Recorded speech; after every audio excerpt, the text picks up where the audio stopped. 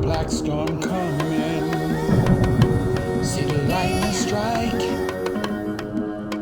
Black people rising.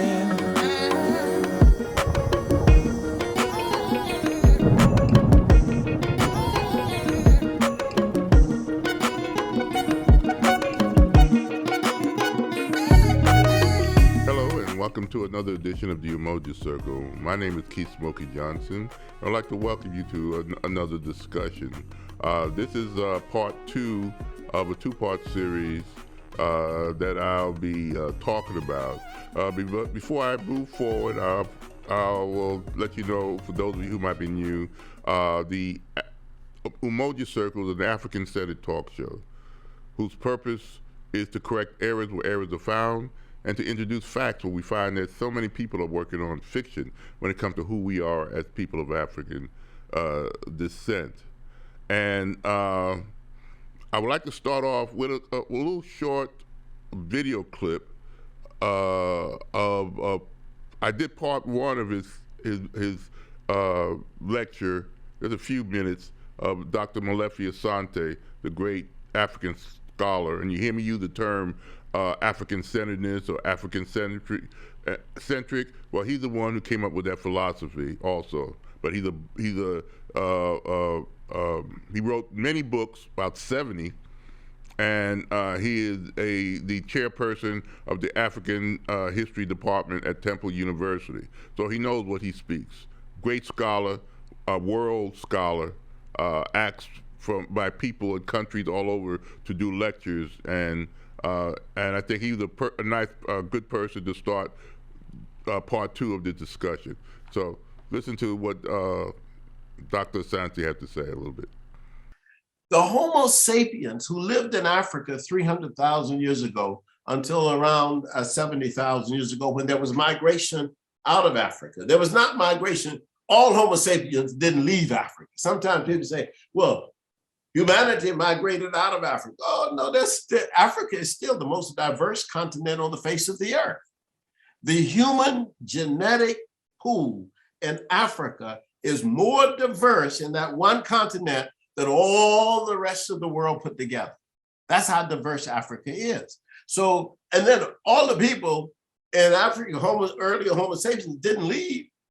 They spread throughout the continent of Africa, and then they left 70,000 years ago to go to other continents and to be affected by the climate and various other conditions that change the nature of people in terms of how they look, physical and so on. But ultimately, at the base of all of us, we are 99.9% the same.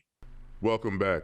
I hope you got a little insight, and you want to hear what he had to say last week when I did the first half of the show, part one.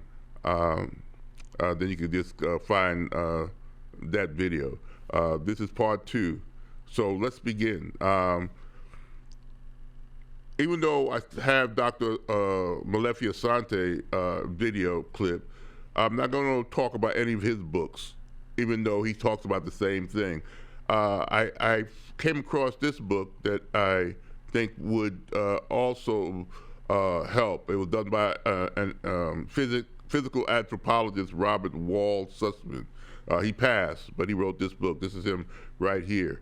There are a lot of white scholars who just do things for the scholarship. No racist bent. And he wrote this book by pure scholarship, The Myth of Race.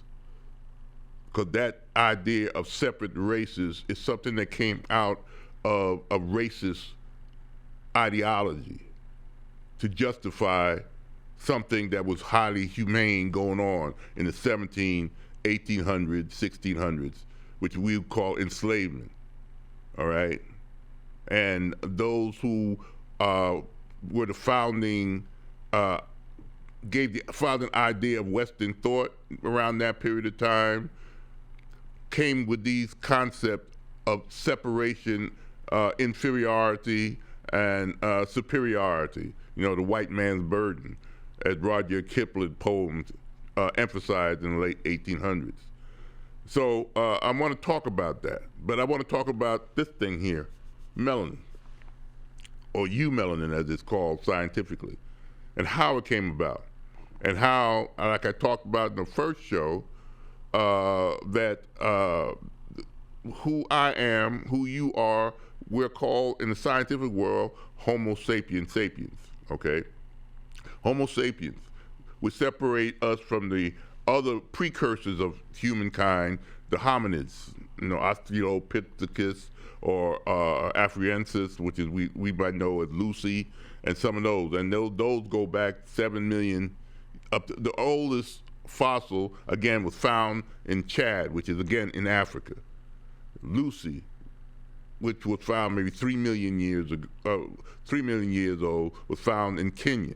All the early humans, every pre-human and human beings themselves came out of Africa. It's a hard message for some people to swallow, but it is scientifically proven. There's no if and buts. I don't want you to believe me. Do your research, and you'll find that the genome showed that that was mapped in the 1980s, showed through mitochondrial DNA that we could trace true to female all human beings, because it took samples from females from all over the world, and they processed their DNA, their mitochondrial DNA, and traced it back to one African woman to about 300,000 years ago. So all of us, not polygenesis, which was the theory that established this racist kind of concept of social Darwinism type of concept that came out of the last 200-300 years, but there's a monogenesis, one genesis, not multiple genesis, one genesis of humankind, and that came out of Africa. But there's a reason that we have these melanated, not because of inferiority. That's a social structure that was established, again, under racist terminology and means. So let's start. Let me show this. Now there is a artist who did these pictures. Her name is Angelica Das. She's from Brazil. Okay, and I want to show you all these complexions. Look at the palette behind them. All right, these are all her fellow countrymen in Brazil. Let's go on to the next one. Okay, look at that. Look at those beautiful colors. Let's go on. Now, this is the famous. These are famous photos that's you can find on the internet. Angelica Das. But what she wanted to show was these. Now, the way people talk about the individual, you'll say, well, that little girl might be white. Those gentlemen might be black, that sister might be black, like they're separate races. The only thing that separates them is the hue of their skin. Not the difference like you have between a hominid, which had long arms, might have had some hair on his body, or the Neanderthal man who didn't have a frontal lobe. These were pre-humans, okay? The ones that we are, Homo sapiens sapiens, were born and was evolved in Africa, okay? Africa, the continent of Africa, is the true motherland of all human beings. And the variation in the skin tone is the only thing that differentiates people. That's beautiful. That's what that Mrs. Das wanted to show with these images. The variation and the beauty of the human being. One race. Variation. Now, one unique thing about the African continent, that all the peoples of Africa have all the genetic diversities that you can find around the world. That's one thing I found fascinating. Okay? Some people who are born in certain parts of the world, when certain Africans 80,000 years ago left and spread out throughout the world, you must understand that of the 300,000 years, 220 or 30,000 years, all human beings were only in Africa and they had melanated skin. It's when 70,000 years ago or 80,000 years ago, it varies, they started traversing the planet, leaving Africa and getting caught in the ice age or in the deserts or wherever they found themselves, getting cut off because of environmental changes, that you have these different hues, okay, these genetic makeups. Let's go on to some more. Let's travel some more. This is the science I'm going to talk about. What you see here is the elliptical path of the Earth. Down the bottom, you see the autumnal position. This is what we would call autumn. That's the position the Earth is to the sun around September. To the right of you, you will see the winter, solstice. Solstice just means cessation, no longer moving. Well, the thing about the Earth, it's tilted at an axis of 22 degrees. Okay, which means at that position at the autumnal, at the bottom of your screen there, the southern hemisphere of the Earth is in direct position in front of the sun. And that ultraviolet rays and the light rays, visible light and the ultraviolet light, which are those particles that come off the sun, is bombarding the lower from the equator on down. That's why when it goes to the next one to the right, which is winter, that you have below the equator, you'll have summertime, and above the equator you have wintertime, just because of the tilt, as you can see, that angle of the Earth. So what did I start with this? Well, UV light, one of the things about UV light, now you got the tilt of the Earth, okay? This is the southern hemisphere, this is the northern hemisphere, and you got the sunlight. Well, 300,000 years ago, even 1 million years ago, when this Earth is doing this, it's just not doing it recently. It's been doing it over and over and over for 4.5 billion years. That ultraviolet light has an effect on ultraviolet is damaging to humans or any living species. That's what we got. Thank goodness we have the ozone layer around that Earth. And this will give you a better idea of what I'm going to talk about next. You got 3 types of ultraviolet light. You got UVC, which is the deadliest of all because of its concentration, and UVB and UVA. UVC is caught up by the ozone. That's that little shield around you. That's O3. You heard of the ozone layer. Some of you might be old enough to remember where you had this controversy of fluorocarbons and trying not to get these spray cams going up in the ozone layer, holes in the ozone layer. Reason why scientists were warning about that, because if UVC came directly on Earth, it would wipe out all life. That's how damaging it is. But even though you got some negative now UVB and UVA make it to the Earth, okay? At different, on all 3 are not equal. And it does affect your skin.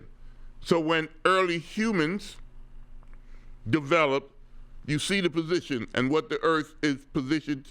You see Africa right there. So you see that UVC, and it produces, it makes through epigenetics, it says the environment shapes the DNA process. And in order to, any creature that will survive that intense UV light better be the natural sunscreen that was developed to protect the human was melanin, the skin color. So you wonder why we say that all humans came from Africa, and for the first 200,000 years or so, there were only black-skinned individuals because of that. And in order to survive, any creature that survived needed some kind of natural protection. It's science. UVC, UVB, UVA. You're still putting on sunscreen today for some people. But the ozone, and until that ozone layer was built up, anything on that planet, on the planet that was organic, was in trouble, it better develop some kind of protection from that. Okay, by the time, the first hominids were found, the oldest hominids, pre-human, was 7 million years. That's the oldest bone. Might be older one, but the oldest they found, like I said in the first show, was in Chad. Okay, so let's go on. This is why we have UV. Now this slide here is a little more clear what I'm talking about. DNA, one of the problems with UV rays, UVR, is that it damages DNA. DNA is what you need, well, to develop as a human, okay? But one of the other things that it also damages is folate. Folate, which is another term for vitamin B, okay? Folate is what helps you develop and develop DNA. It also, folate acid also helps in the how the embryo, the cells divide. Folate controls that. So if you don't have enough folate, you're not going to develop an embryo that's going to survive.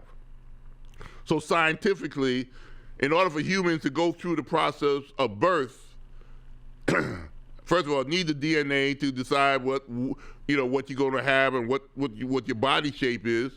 Then the folate acid through the gestation period, development of the embryo, you need folate, vitamin B. Also, like you have people say, go out into the sunlight and get some vitamin D. Well, another thing that UV does, it starts the catalyst. It's the catalyst for the development of vitamin D in your skin.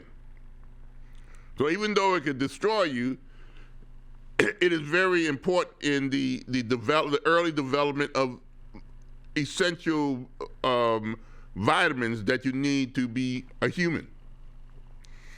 Lack of vitamin D, and of course you get an abundance of that from grains and citrus, which again you'll see grow in the tropical areas around the equator. So people, for early human beings who were in Africa, they have these lush areas, the Gardens of Eden, where you got fruits and they have these type of sources of folate and vitamin D because they're out in the sun. You got the ultraviolet light coming, and then those who went up into the more northern areas of the earth after 70,000 years, a lot of them got cut off because of the Ice Age. The Paleocene period. You had the Paleocene period, which was the last Ice Age, ended in 12,000 years ago. People were up there in those Ice Ages, left Africa 70, 80,000 years ago. A lot of them got cut off, or they found themselves in deserts. And through epigenetics, which states that they found that your DNA is either turned on or turned off, basically based on the environment you find yourself in. Certain DNA aspects might not function correctly. If you don't have enough folate, well, you're not, like I said, DNA repair, folate, DNA production, DNA repair. Let's go to the next one. Okay, this is another way. This is the skin. You got the epidermis, the dermis, and the hypodermis. UVA goes in. UVA is what you feel when you get hot in the beach. All of them damage you. If you stay out in the heat so long, you can get in certain melanated people. There's cases of skin cancer. UVB is what you might find what they use in those what do you call tanning booths. That light is UVB. It stimulates the epidermis. UVC, well, you don't want that hitting your skin because that destroys the DNA. Let's go on. Okay, this is another slide showing that the dispersal into high latitudes evolved biologically and culturally, a cultural adaptation. You biologically adapt to those areas that, because of the tilt of the Earth, in the winter solstice, the UV rays does not hit. It's hitting in lower climb. It doesn't hit in the northern at various different levels. There's a satellite that they call TOMS, TOMS. That means total ozone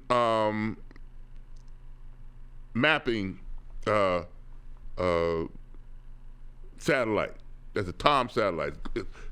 What it does is maps the ozone. I mean, not the ozone. The UV around the world. You know, how much UV light's on the Earth's surface at certain points on the planet, and it could tell how much UV light is in there. It's called a TOM satellite, and you could find, and it shows that in the upper northern latitudes, there's not enough UV light that hits that area, so it doesn't stimulate vitamin D. It doesn't. You're not producing enough folate, which is essential for the process of melanin. So those people who you don't need the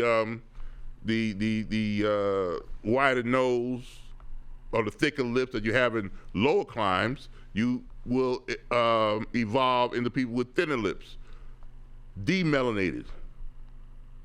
In the Ice Age, that's where you're going to get what we would call Nordic or white people. They're still Africans. They're still human beings.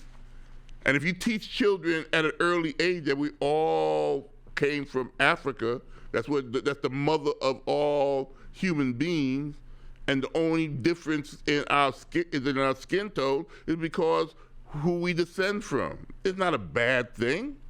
It's an adaptation thing, which all humans kind does, adapt. And if you adapt, you know, this is good. We're survivors. And this body is a great mechanism of adaptation. It doesn't mean I'm evil or a beast or whatever the zeitgeist that was established in 17 and 1800s by racist white people who were trying to justify enslavement. That's what I'm trying to say, that the idea that we're working on today is not based on science. The science says opposite. We teach our children that we are all human beings. There's only one race, the human race. All the, delegation of superior race and this nonsense is culturally developed out of a sick mindset. Let's go on. And here we go how we started. Remember, I said last month when I was showing that the Egyptians were black, and I think Dr. Malefia Sante might have mentioned that in the 1700s and 1800s, these ideas of superiority and the great white race was established by scholars of the 1700s and the 1800s in Europe. Well, this is one of them. Some of you have heard of Leonidas. He's the one who came up with the race ideas. 1758. You got the Europeans, always on the top. Then you had the Asiaticus, and of course, the Niger. I bet you're gonna say that word. And guess what? He didn't do any scientific, and then instead didn't do anything scientifically. This was just his opinion. Yet this is the ideas we're still working on today. His ideas. Let's go on. Another great philosopher of science of the time, Immanuel Kant. You've heard of him. Let's go on. Okay, he wrote a number of major essays on human diversity. Now again, no scientific rationale, just opinions. He never left his office or his wherever his desk would be. He never left. Only thing he heard was from people who might have traveled to Egypt during that period of time, and this was just opinion, racist opinion. Yet we hold him up as some high ideal of thought. These are the essays he wrote during these periods of time. Bogus. And they call anybody, for years, black scholars were told that this African-centeredness is pseudoscience. Well, look what that is. There's no scientific justification, just an opinion. Yet we are taught, he's still being taught in colleges today and in high school. Let's go on. There's another individual, Hume, that did the same thing. He was the equivalent of Kant in, I think, Scotland. Race were physically and culturally distinct from one another. These ideas came from these men who had no clue what they were talking about. Let's go on. Okay, both were highly regarded, books were widely distributed, writers were favored by prominent scholars, and statements coincided with the expansion of the transatlantic slave trade.